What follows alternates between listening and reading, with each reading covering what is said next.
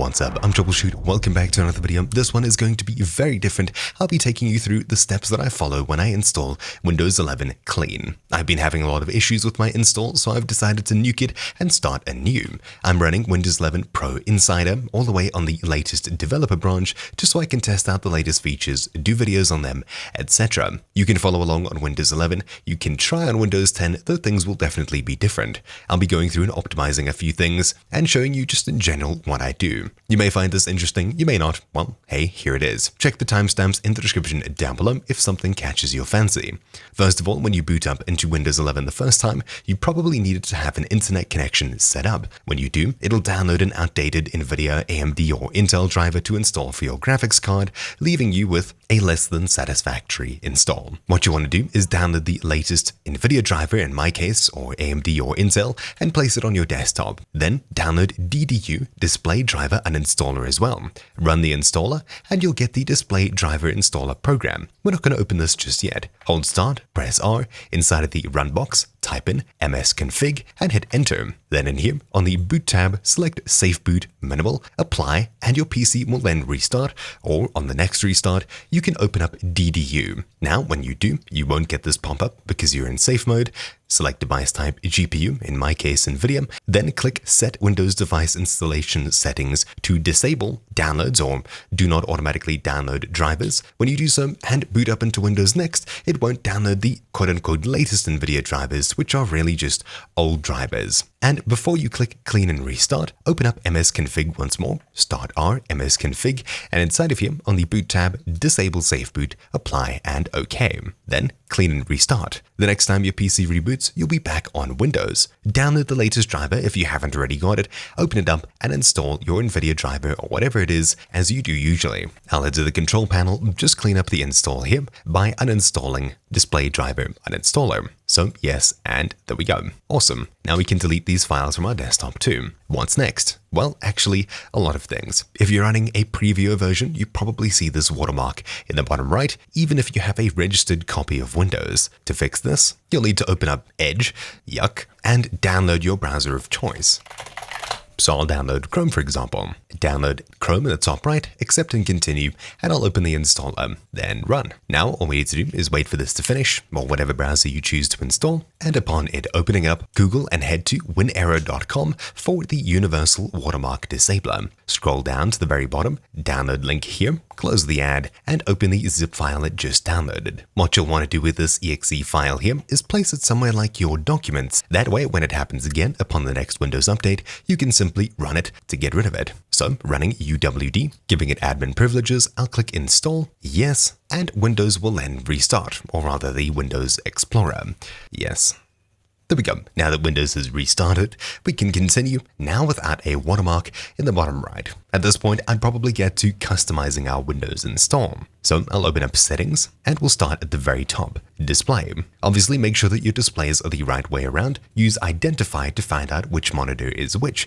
This is my primary one right in the center, 2 is on the left, and 3 is on the right about here. Apply. Now my mouse moves between my monitors correctly. Awesome. If you have HDR, you can configure it here, scrolling down, resolutions, etc. Everything here seems about right, though I do see scaling on some of the monitors. So choosing monitors here. Number 2, I'll set to 100% scaling. Same with all of these other ones as they should be. Great. Now that everything's the right size, we can select a monitor and head to Advanced Display down here to change the refresh rate, etc. I've got a 165Hz as my center monitor here. Left is just 60 and right is 60. You can of course customize this in the Nvidia control panel too, but this will work for all graphics cards. Speaking of, scrolling down to graphics here, we'll have a few graphics options. Optimizations for Windows games, I'd recommend having turned on. Well, this is windowed games, turned on. Auto HDR is your preference, though you'll need HDR on to begin with. Advanced graphics settings, hardware accelerated GPU scheduling you can turn on here, as well as a variable refresh rate. Now, I previously had this turned off. I think I was having some sort of issue. Hopefully that's gone, though hardware accelerated GPU scheduling has its positives and negatives. Depending on what you're playing with, your PC may result in completely different reactions. Down at the very bottom here, we can add a desktop app to add any games on our PC. Then from the drop down, tell it which GPU to use, a power-saving one or high performance.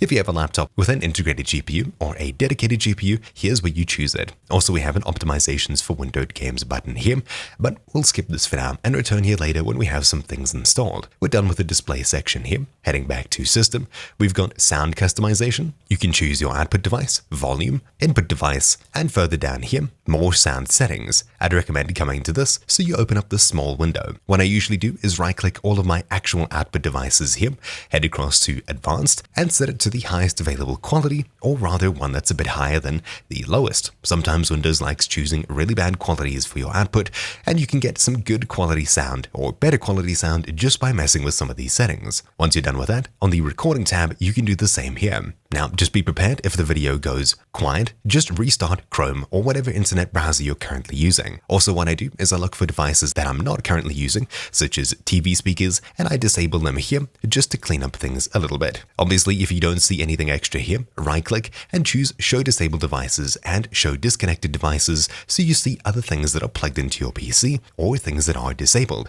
Okay, back. Power, this is an important one. Power mode, I'd recommend choosing best performance here. Then we can head back. Scrolling down further, activation.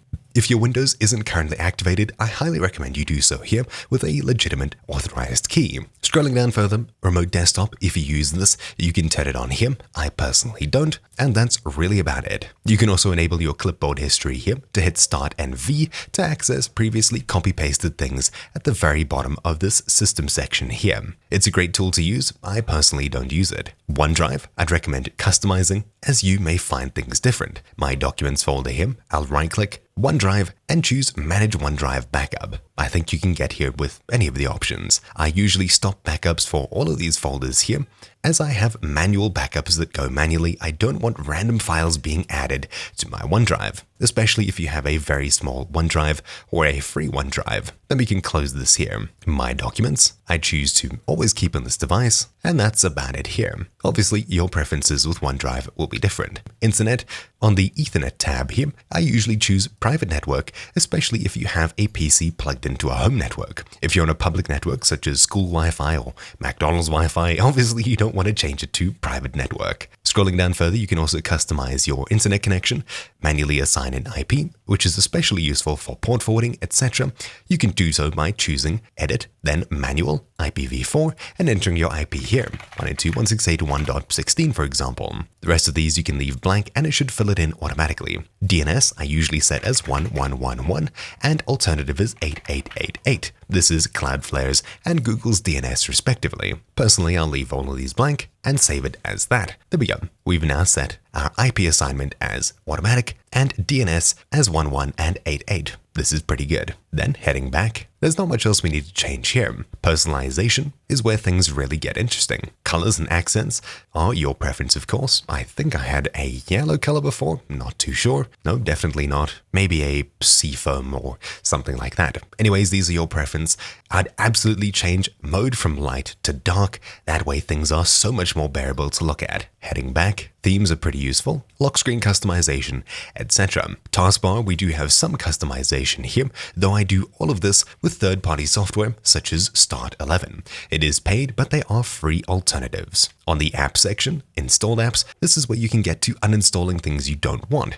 Currently, I don't think there's too many things on here that I don't need. I'll uninstall Maps, uninstall the Media Player, News, To Do, Office, People, can't uninstall that, Power Automate, Quick Assist, Solitaire, Tips, Voice Recorder, Weather, and I think that's probably about it. The rest of these I leave here, especially the Xbox programs. If you ever want to use Xbox Game Pass, for example, you'll need to make sure that those are there and installed, so don't touch them. Time and language, this is very important. Make sure your region is set correctly, as well as the current date and time. Region is set as US, however, I'm in South Africa. I don't think this matters too much. Oh, there we go, we can change it. South Africa. Sweet. The gaming section here, we can turn on and off the Xbox game bar here. Personally, I'd turn this off if you don't ever use it. That way you can gain just a slight bit of performance. Captures, I personally don't use this at all, so I skip over it. And game mode down here, I'd usually have this turned on for a bit of better performance. It's usually good. Privacy and security, nothing really to change here, except for these options by app permissions. Usually I have all of these turned off, except for camera, which I have on for pretty much everything. Just make sure let desktop apps access your camera is ticked. That way things like Discord can use it if you don't install them from the Microsoft Store. Same goes for the microphone here. Absolutely make sure this is turned on for desktop apps. That way Discord and the rest can use it. The same goes for everything else here, though I'm pretty sure things at default are good enough. Finally, Windows Update. It's a very good idea to check for updates even though you just installed Windows. You can get a few extra features straight away. And with that really comes the end of basic Windows optimization. You can see there's a handful of updates being downloaded here in the background. What comes next? Well, first of all, my mouse feels very weird. I'll hit start, type in mouse, and we'll open mouse settings. Now, I'm pretty sure that additional mouse settings over here is where we need to head. Yes, it is. Speed is fine, pointers is fine, enhanced pointer precision, turn this off. Apply, just like that. Mouse smoothing is off. Also, raise this to wherever you're comfortable, or lower this to wherever you're comfortable. I think this is where I left it, so I'll set it. Nope, that's a bit high. This feels about right. You can try clicking around the place and seeing how accurate you are based on what your previous install was. I think it's even a bit high still. I probably had the default speed selected. That definitely feels like it. Alright, the things I'd recommend doing in your File Explorer is clicking the three dots up here, then Options, and inside of here on the View tab, make sure you have these options selected. Hidden Files and Folders, click Show Hidden Files and Folders. Don't hide empty drives, don't hide extensions, and the rest of these you can leave as is. Apply, OK. What about the annoying right-click menu here? That brings up the new Windows 11. You have to hit Shift F10 or click this button here to get the old menu. What do? Well, open a new command prompt by hitting Start, Terminal, and run it as administrator. Copy and paste in the command from the description down below that looks like this. Hit enter, then task kill /f/im explorer.exe, then type in explorer.exe and hit enter. Now we've restarted Windows Explorer. Right-clicking on our desktop, we can now see the old right-click menu. Great. Something I did forget to mention is the Nvidia control panel. I'll right-click my desktop, Nvidia control panel, agree and continue. It's usually a good idea to head across to your graphics options for whatever graphics card you have pretty much as soon as possible. On the Nvidia tab, adjust image settings with preview. I choose use my preference, quality, apply, then use the advanced 3D image settings, apply, and take me there. This will take you to manage 3D settings. Here we can customize some of these options. There's not really many of these that I change, though I usually change. On the global tab here, I make sure things are the way that they are here. Texture filtering, I change to high performance. Not that it really makes too much of a difference. Power management mode, you should change this from normal to prefer maximum available to get better performance, though do note on a laptop and any other power limited scenarios, you will be using more power, so just keep that in mind. The rest of these seem about good. Alright, apply. You can customize your resolution on the Change Resolution tab here. I'd absolutely recommend selecting your display, scrolling down, and choosing Use Nvidia Color Settings, and choosing Full for the output dynamic range. This will make your monitors flash for each one that you do this on, so just keep that in mind. Now that I've done this to all of my monitors, I'll head across to Color Settings, where we can customize how our monitors look. You may want to add more digital vibrance or contrast, whatever. It just depends on what kind of monitors you're using. If you have more than one, it's a good idea to choose these reference images, place them somewhere in between your monitors, and try and fiddle with them until they match to get a relatively good starting point for displays that look somewhat similar in color. Rotate, your preference, HDCP, etc., all of your preference. Set up digital audio, I have this off completely. G-Sync is your preference. Personally, I have this off as it seems to interfere with some games, though your mileage will vary drastically. Everything else here seems about fine. Once again, color settings and image settings at the very bottom for more customization. The next thing to get to is just reinstalling everything to get back to where you were in your previous Windows install. I have a text file of all of the things I needed to remember. The usual thing that I do in Notepad is view and turn on word wrap. Over here, I have this list of programs. What is this? Well, it's for a useful program called Chocolatey, or Choco for short. It lets you install many programs all at once, pretty much automatically. Download Choco. Over here, scroll down, under individual, you'll see this command here. We'll need to copy this by clicking the paste button on the right hand side, reopen an administrative PowerShell or terminal, right click to paste, and hit enter. It'll download and install Chocolatey immediately for us. That's great. All we need to do now is wait for it to finish. And there we go, Choco is now ready. So all we need to do is run Choco, and you should see a response that looks like this. Awesome. Now, Chocolatey has a huge library of programs that you can install. Basically, these are packages that the community have made. They've taken a bunch of programs and made sort of automatic installers out of them. Even portable programs that you don't actually install can be installed using this method, such as, for example, FFmpeg, which is a notoriously difficult program to install. Well, it's not really difficult, but for beginners or people who aren't tech savvy, it is difficult. You can just run one command and poof, just like that, it's installed. So I really do like Chocolatey. So inside of here, I'll choose options, tell it my default program. I think that's what it wanted. I'm not really happy with my username, but I suppose it is what it is. There's not much changing to do. All right, so Choco, install, and now all you need to do is type in program names that you find on the Choco community. For example, as FFmpeg, FFmpeg-shared, and full, etc. There's tons of different programs. I'll go ahead and paste in my list. I'll choose A to run everything. There are a few main programs that I'm installing here that are noteworthy. 7-Zip, VLC, OBS Studio if you don't already have it and you want to stream, Thunderbird, Firefox, Chrome, Anaconda for Python, Brave, FFmpeg Full, AutoHotkey, Adobe Reader, Notepad++, Spotify, ShareX, Link Shell Extension, Steam, Origin, Epic Games, Power Toys, everything, etc., etc. It really is quite powerful, and you can install tons of programs all at once. You can already see the VLC icon on my desktop. Things are just going by one very quickly. Now, some of these programs won't have desktop icons. Instead, you'll find them in your start bar, etc. It really just depends what kind of install they've set it up to do. You may prefer installing things manually, and for a lot of programs, you may still have to do them anyway, such as this one here. It failed, so you'll need to just skip over that program. Some programs require manual intervention as well, so just keep that in mind. Also, any requirements like .NET-FX, C++, the C runtime, etc. will be downloaded and installed while you're running this program, which is great. It does everything for you. While this installs in the background, I'll go ahead and install Start11, which is my Windows customization. So, Start11 installer, I already have it downloaded. Obviously, this is just to move and customize my start bar around the place.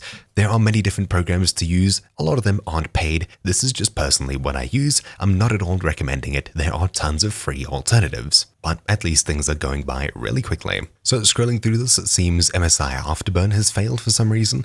Any red text is usually something you'll want to pay attention to. It just seems like Afterburner failed. I'll go ahead and download this manually should I choose to have it. Afterburner is just a zip. I'll run the installer. Don't even have to unzip it first, and click through it. Now, while you can download things like Discord through Chocolatey, personally, I just download from the website, as it is something they update pretty often. Chocolatey relies on the community to update things, so they may not be the most up-to-date at all times. So I've got the Discord setup, PTB, and Canary. I use all three of these. There's 1, 2, and third one is installing somewhere. There we go, 3. Obviously, the first time you open up Discord, I'll head across to user settings in the bottom left, and we'll start going through the options. Most of these are synced with your account, such as privacy and safety, but scrolling down to appearance, these are on Windows and your device specifically. You can customize the look of Discord, or at least somewhat here. Voice and video, I absolutely recommend setting these to set options. These are the ones that I usually have. Input mode, voice activity, but I set my own volume here. That way things don't get confused. Scrolling down, video settings, your preference as well. I'm glad it kept my dorky GIFs, so I'm happy with that. At the very bottom, if you're someone who disables hardware acceleration, here's where you do it. Same goes for echo cancellation, noise suppression, etc. I usually leave crisp on, echo cancellation off as I don't use speakers, and everything else here is fine. Notifications, I also disable these. The same goes for sound notifications down here, or at least some of them, that is. Keybinds, if you have anything that you usually set, such as push to mute on the V key or Alt key or whatever it is, here is where you do that. Though just note, you'll usually hear a boop boop whenever you hit this key here. For that, head across to notifications, and we're looking for PTT activate and deactivate. Turn these off. Language, your preference. Windows settings, I usually leave Open Discord as off. That way when my PC starts up, I have to open it manually. Everything else here looks pretty good. Oh, and game overlay, I turn this off as well, but that's just my preference. Having too many overlays running on the same games obviously can cause some huge performance hits. Then, next up, ShareX is complaining that OneDrive is stealing the screenshot hotkeys. How do we fix this? Well, opening OneDrive, or at least finding it somewhere in here, we'll get here in just a moment, right-clicking OneDrive settings, and in the backup tab, we'll make sure automatically save screenshots I capture is turned off. Then, after hitting print screen, I get a pop-up saying, would you like it on? I'll say no, and just like that, the next time we restart our PC, OneDrive should no longer be trying to steal my screenshot hotkeys from ShareX. Then I have a ton of icons on my desktop, which I'll get to clearing out. Delete. There we go. Things are looking a lot better. Usually I push these over onto my second screen just to hide them away. What's next is sound. Obviously you can right-click your button down here, open volume mixer, and in this window head across to the mixer here or whatever it is. This is very confusing. I like the old way. There are two ways of getting to this. One is Start R, and I think it's SNDVOL. Yep, there we go. This is the old mixer that's nice to use. I, however, prefer using third-party software to get here. So pulling across Win Arrow, classic volume control, I'll scroll down, you can see what it looks like here. We'll just need to find the download, here it is, and open it when it's done. Then inside of the zip we have a few files here. I'll take the zip that we just downloaded and place it in my documents, for example. Then I'll right-click this, 7-zip, and extract to classic volume control. It doesn't really matter where you place this, just make sure that you don't delete it. Inside of here, we'll have classic volume control.exe. Opening it up, I'll agree here. And in my task tray down here, you can now see a sound icon. Clicking this brings up the old volume mixer. For now, it's in the wrong position. Right-clicking Open Volume Mixer. Here is what we were looking for. This is so much better than the new one. It takes up so much less space. We can also easily get to the sound applet for other options, etc., etc. It's just infinitely better. I usually push this across to my second monitor as well. Now to get this to start with Windows, right-click the exe file here, create shortcut, rename it to like classic volume control, and take this shortcut and paste it in your start menu shortcuts. So hit start, right-click literally anything here, more, and open a file location. You'll see we're in app data roaming Microsoft Windows start menu programs. This is where we should be. Now what I'll do is I'll paste the shortcut in here, and I'll open the startup folder here and paste it in here too.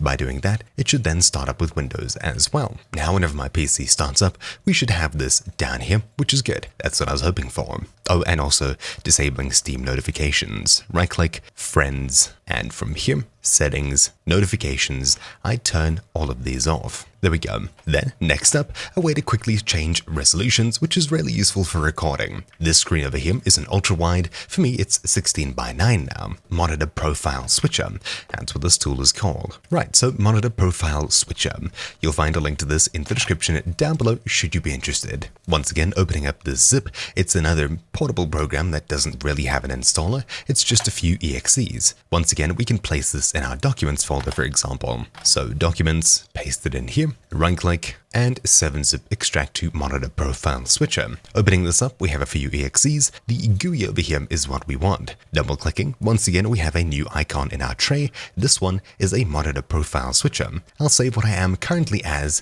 16:9. Then, opening the display settings, I'll change my monitor to ultra-wide, which it is usually, and you can see it's now changed. Awesome. Once again, I'll right-click this icon, save profile, and this I'll save as 21:9. Simply right-clicking and choosing a different profile, poof, just like that, it changes between the different resolutions, which is great. There's no wait time, my screens don't go black, as they usually do, and the PC freaks out. Whenever we're changing resolutions, it just works. That's perfect. Once again, I'll create a shortcut here, rename it, so it's a bit more reader-friendly, Monitor Switcher GUI, and I'll take this shortcut. Once again, right-click anything in my start bar, more, open file location, I'll paste the shortcut in here, copy it, and place it in the startup folder too. There we go. What's next? Well, you saw how cluttered my right-click menu is. Let's get to clearing that up. For this, I use a bit of software called Context Menu Manager. This one may look a little bit suspicious, especially if you haven't used third-party software before, but I've used it for quite a while, and it works really well. There's over 6,700 users, and of course, when you're done customizing, you can simply delete it. On the right-hand side, I'll head to Releases, scroll down, I'll download the latest version, which is Net 4.0 EXE, open it up, and now we can get to customizing. I need a different language, yes. I'd like English US, and simply changing to English, restarting, it seems that I had to reopen that menu, so about language, which is the second one, I had to change it to default of this language here. Then it restarted, changed it back here. Great. Anyways, now we're here. Here we can customize things really granularly. File, folder, directory, these are all different places that you can right-click and control. I've got a more in-depth video going through this. If you'd like to see it, I'll probably have it linked down below. So add to favorites, I won't want. ShareX, no. OneDrive, no. 7-zip is fine. Adobe, no. Notepad++, sure. ESET, sure. Hard link. Open with encryption, no. Give access to work folders. Pin to taskbar, pin to start list, all of those off. Then we'll head to folder. Once again, scrolling through this. Don't need this. Pin to start, I won't use. Start list. Open in Windows Terminal, that's fine. Always offline, off. Not too sure what this one is. I'll leave them as is. Directory. Once more, I'll turn off ones that I'm not going to use here, which is pretty much all of these. And there we go. Background, which is right-clicking your desktop background here.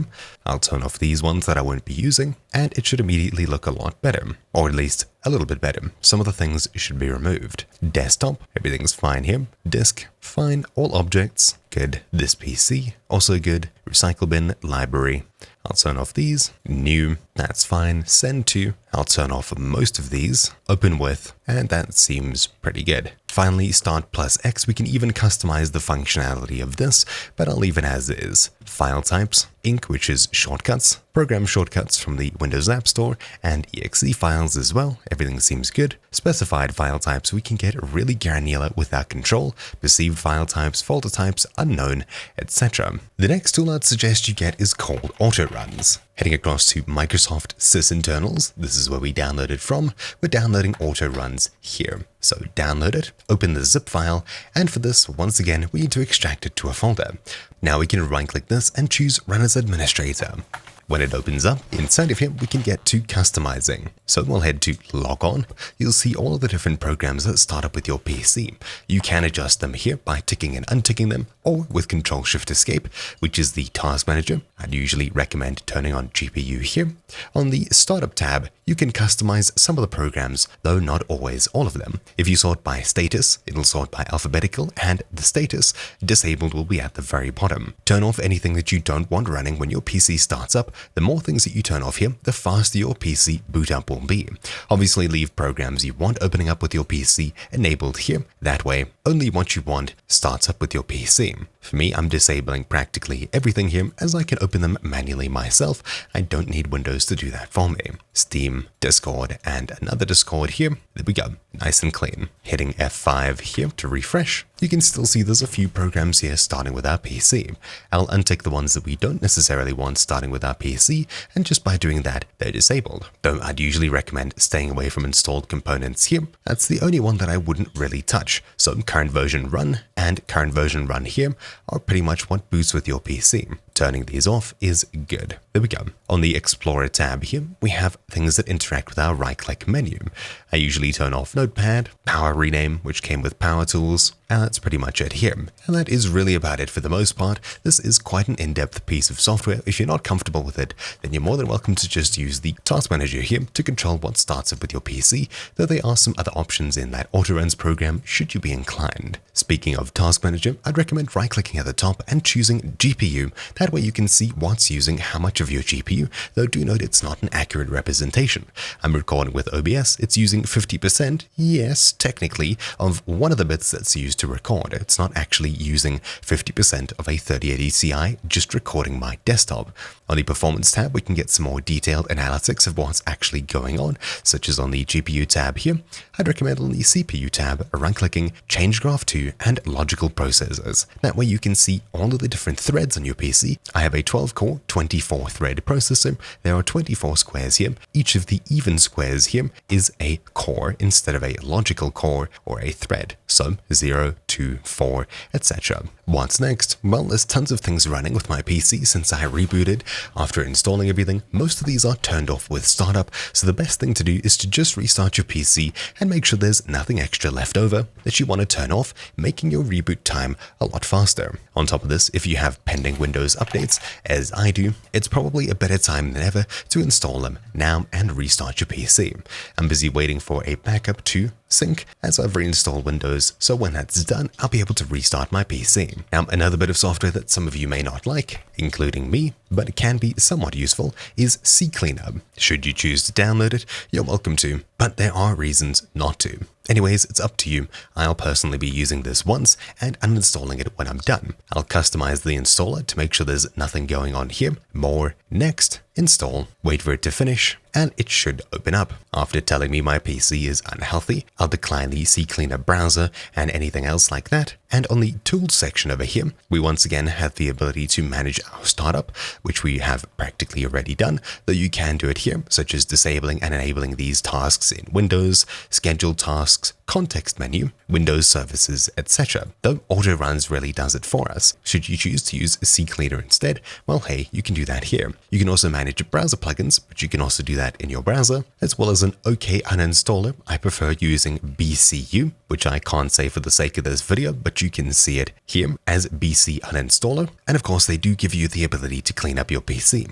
But once again, should you choose to use CCleaner, I'd recommend turning off everything to do with your browsers. That way you aren't logged out of different tabs that you're in and things like that. I've made the mistake of having these ticked once before and losing everything that I had open. Same goes for your mail clients here. I turn off practically everything to do with those. Should you choose to clear Notepad, well, if you do, you'll lose all of the open documents, etc. There's a reason that I don't like the software, but I've uninstalled it just to show you the power of it and of course the dangers. It's a popular piece of software, so I've chosen to include it there.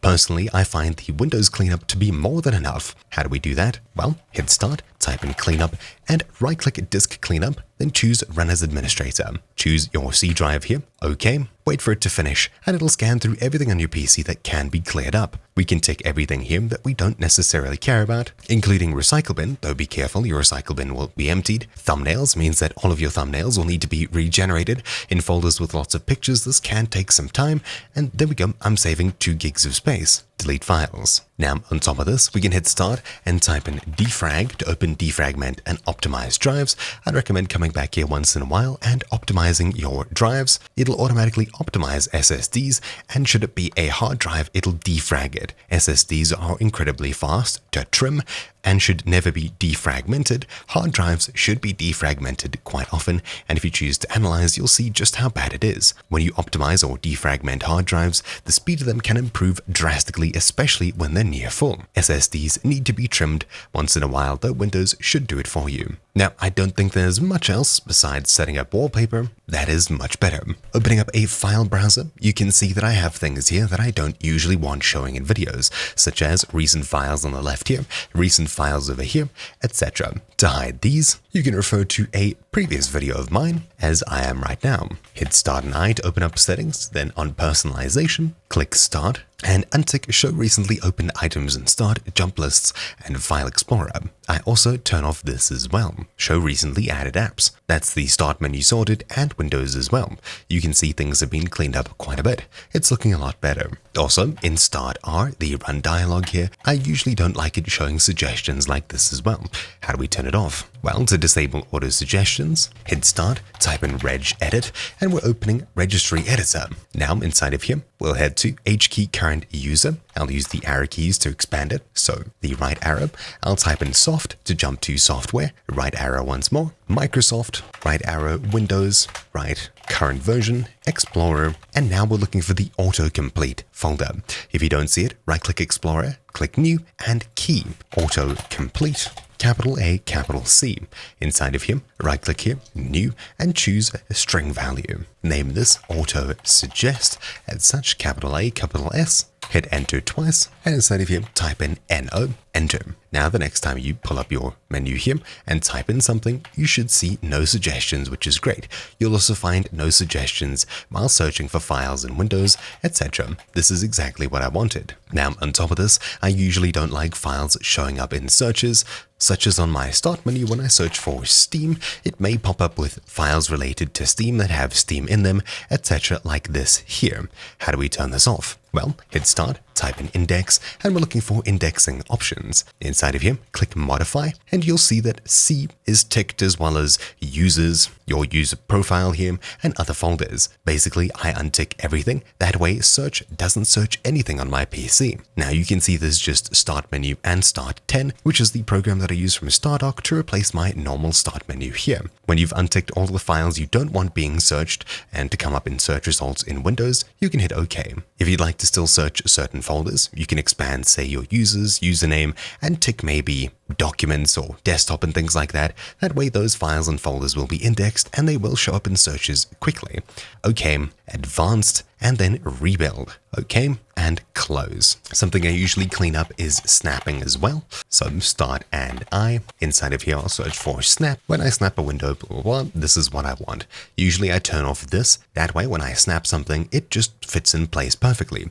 With this on, you'll see it brings up all of the other windows you could place here, some of which could be sensitive. So I have this off, and it just makes Windows look a lot cleaner. As for drivers and things like that, it's a good idea to manually download things that you may think you need, such as maybe motherboard drivers, etc. A lot of the time Windows will do these in the background for you, so you won't need to do much. For example, the Ryzen balanced and high performance power plans, but personally I just use the ultimate power plan, which is a hidden feature on Windows. So start power plan, or just power I suppose. Power options, there we go. You can see I'm on balance currently, but what we want is more than just high performance. To get ultimate performance, open up a new terminal, run as admin, and inside of here, you'll be copying and pasting a command from the description down below. Powercfg, duplicate scheme, blah, blah, blah. Looking at power options once more, refreshing, you can see ultimate performance. Perfect. Obviously from here, there's not much else to do. If you'd like to follow an optimization guide, should you have been following along, well, you'll find them in the description down below. That has really been about it for this video, so thank you all for watching. My name's been Troubleshoot, and I'll see you all next time. Ciao!